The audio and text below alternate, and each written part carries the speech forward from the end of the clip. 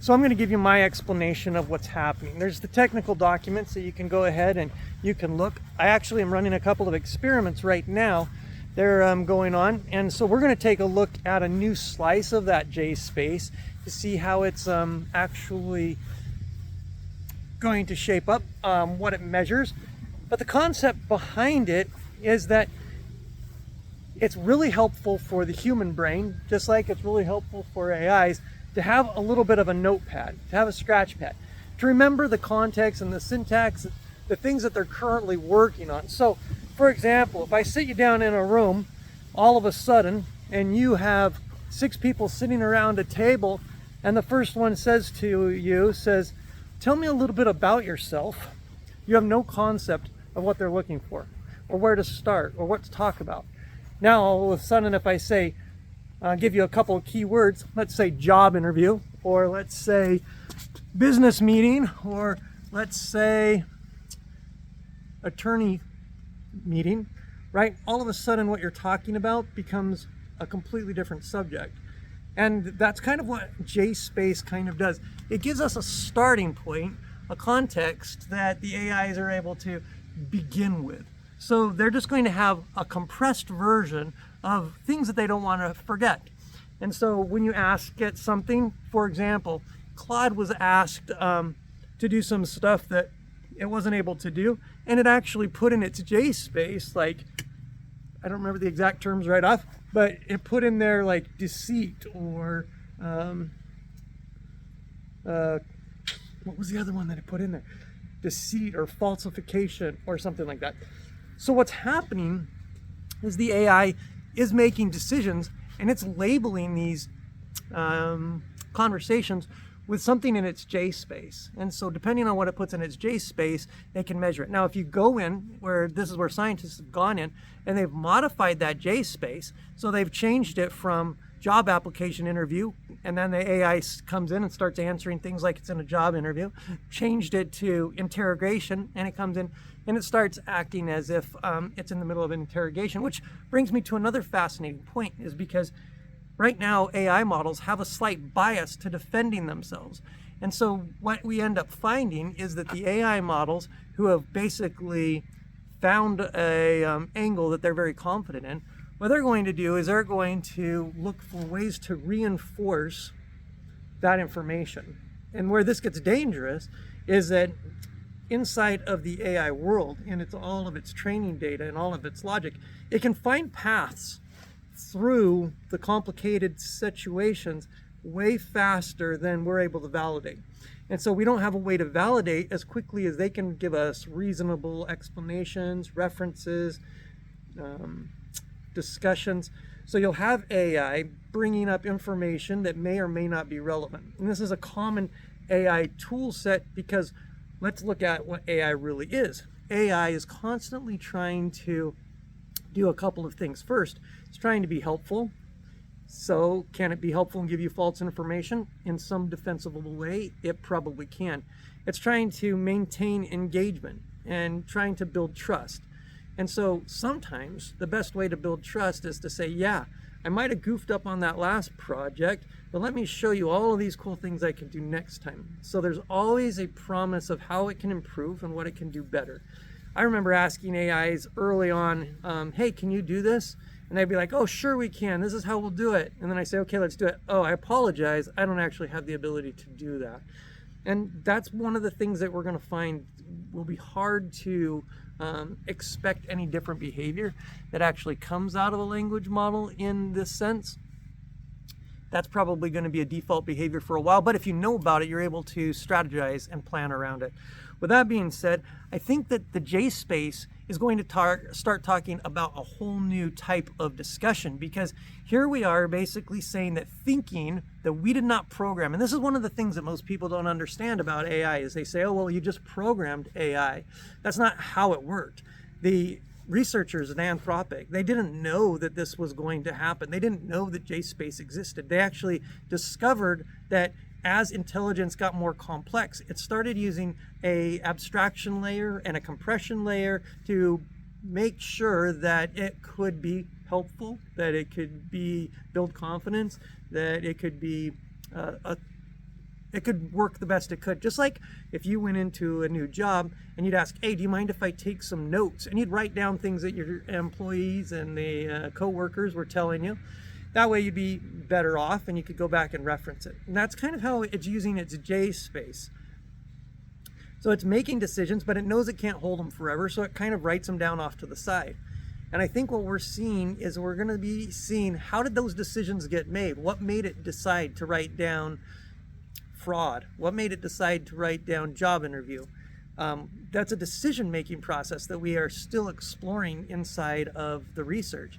But I'm hoping to be able to put some more clarity to that after my experiments run. And it looks like it's going to be a couple of days. What we're doing is we're taking all sorts of different language models, mostly open source, so we can see the speed of their processing and how they're functioning behind the scenes. And we're going to be able to hopefully get a white paper out here in the next little bit on how that works.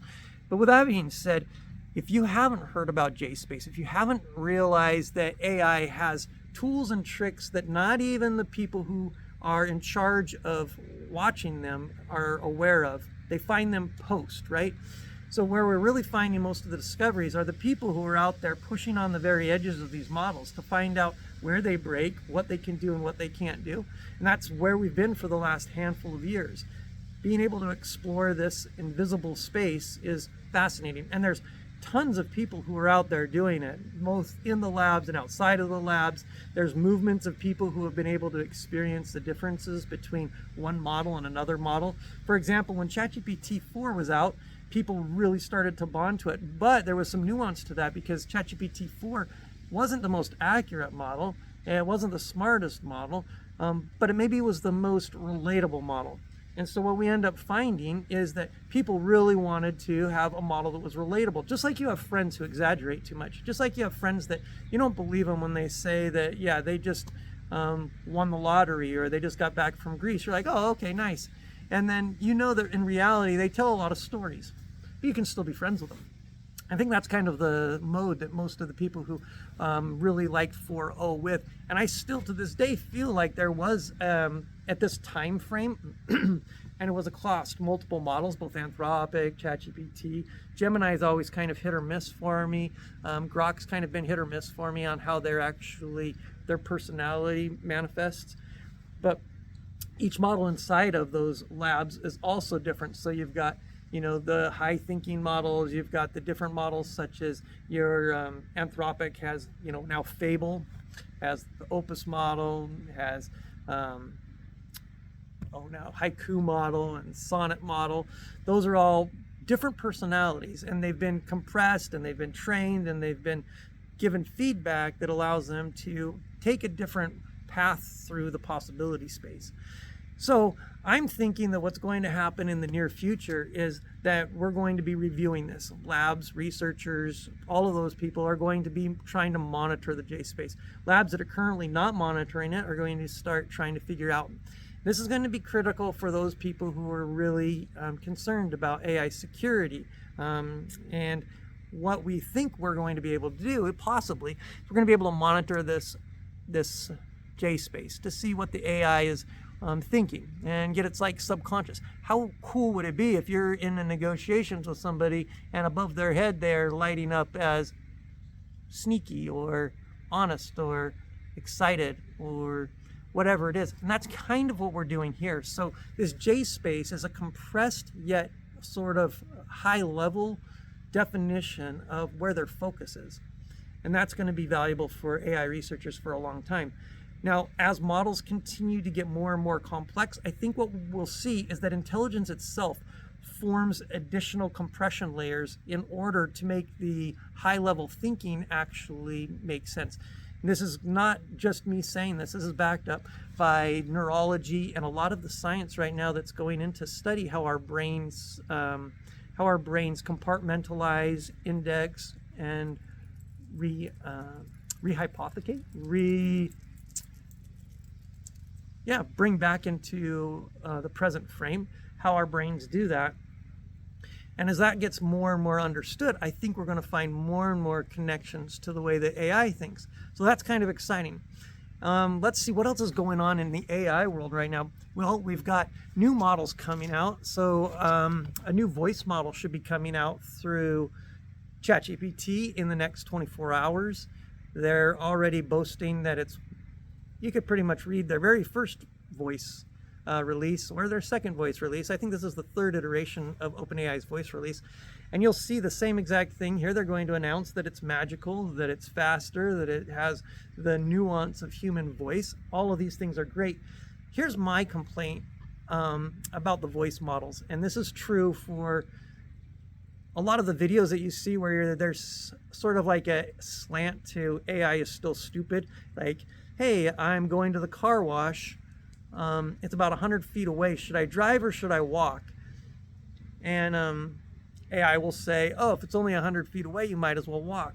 There's a whole bunch of these types of tests that are not necessarily accurate of the foundational model. They are only accurate through the voice model that is interacting with the model behind the scenes.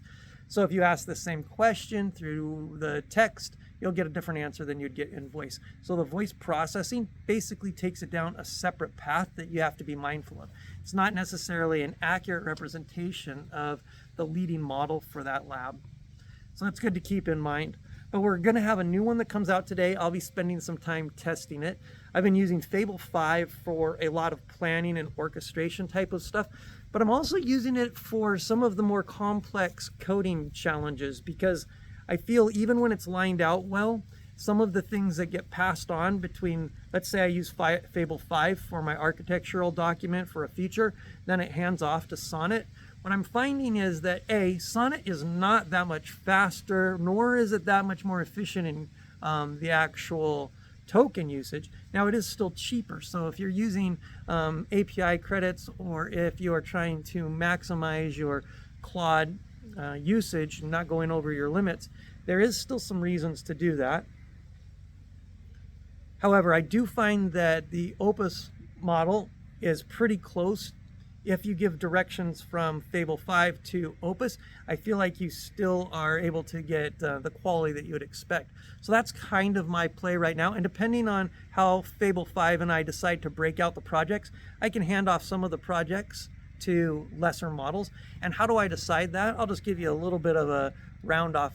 But if this feature already exists in, say, documents or software that you currently use today, if it's a known business process, there isn't much nuance to it, that you could basically say, oh, it's just this kind of process with these types of nuance, then you're probably going to be able to get away with using a lesser model. And depending on how novel your idea is or how novel the software needs to be in functionality, you're going to need to increase your planning and then increase your execution with the models that go forward. So those are just some tips and tricks to kind of keep in mind. And what we're seeing today is that it's becoming more and more important to be able to calculate and to use model routing so that you're not wasting tokens on processes that are going to be reinvented over and over again. My recommendation is that if you are a heavy user of AI software tools, that you're making these tools almost reusable. So build your tools in such a way that you can say, I need another one of these, but it needs to handle this differently.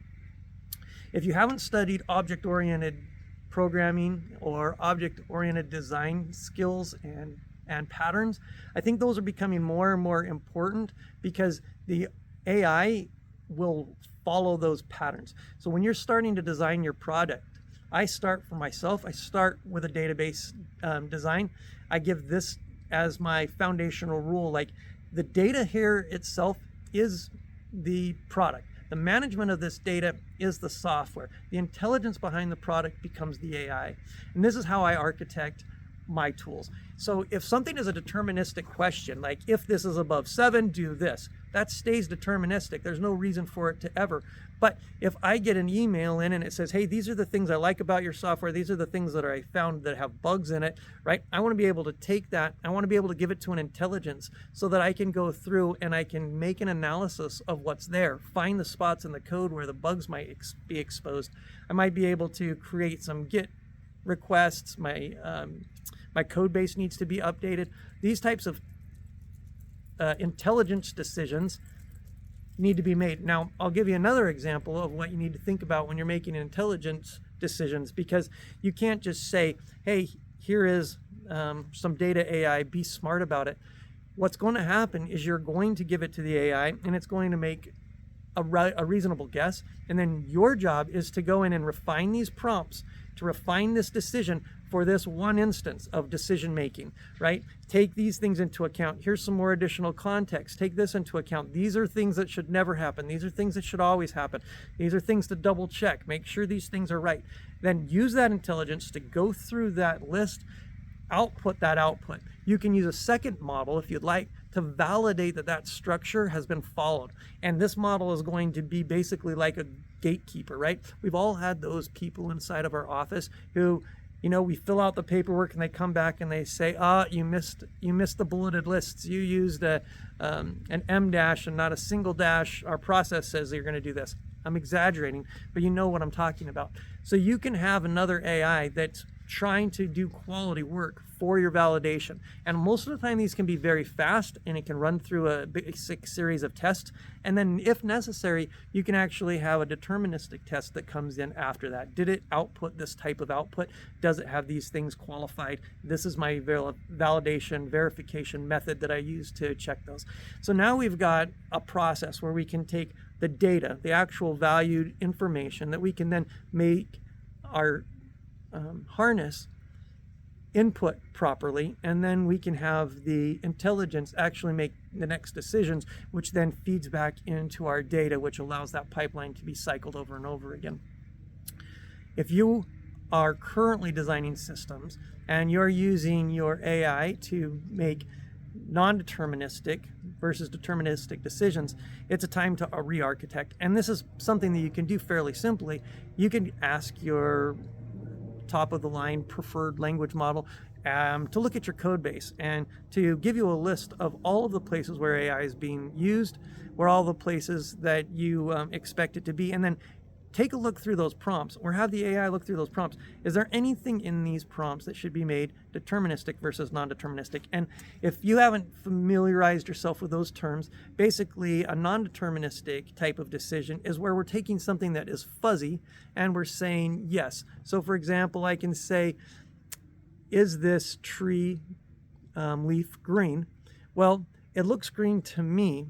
But if we are actually looking for our branded green color, it may not be the green that we're looking for. So we have this interpretation layer that allows us to say, to really get that answer, to really say green is green, we basically need somebody to make a judgment call. We can't give it a hard boundary. Honestly, we could, right? We could give it a hexadecimal code and we could say, oh, here's the RGB for this. If it's not matching this color, then we're going to ignore it. And we could have all of the leaves filtered and we could say, these leaves contain this color, these ones do not from this photograph. Needless to say, that's turning it into a deterministic output. A non-determinist output is going to give this range of interpretation, and the AI is going to make its own judgment call based on the fact that these are the things that it currently has classified as green, and yours falls into that range. So if you're saying, let's say a non-deterministic thing, was this a positive feedback from our survey or was it a negative feedback from our survey? I need you to put these into a bucket on one side or the other so we can have somebody review all of our negative survey results, right? AI could do that deterministically, but let's say that somebody gave us high scores, 4 out of 5 on many of these things, but in their comments, they went into depth on how come we weren't very good. So the score and the comments aren't perfectly aligned. And AI can make a non-deterministic result set from that, saying even though the scores are high, the feedback allows this to be a human reviewed type of thing. So once we get our process in a place where we can make those kind of decisions, you end up making non-deterministic values much easier by giving it some structure and some edge cases that it can then create a non-deterministic but bounded result set. And so AI voice models are out. AI subconsciousness is in the discussions for today.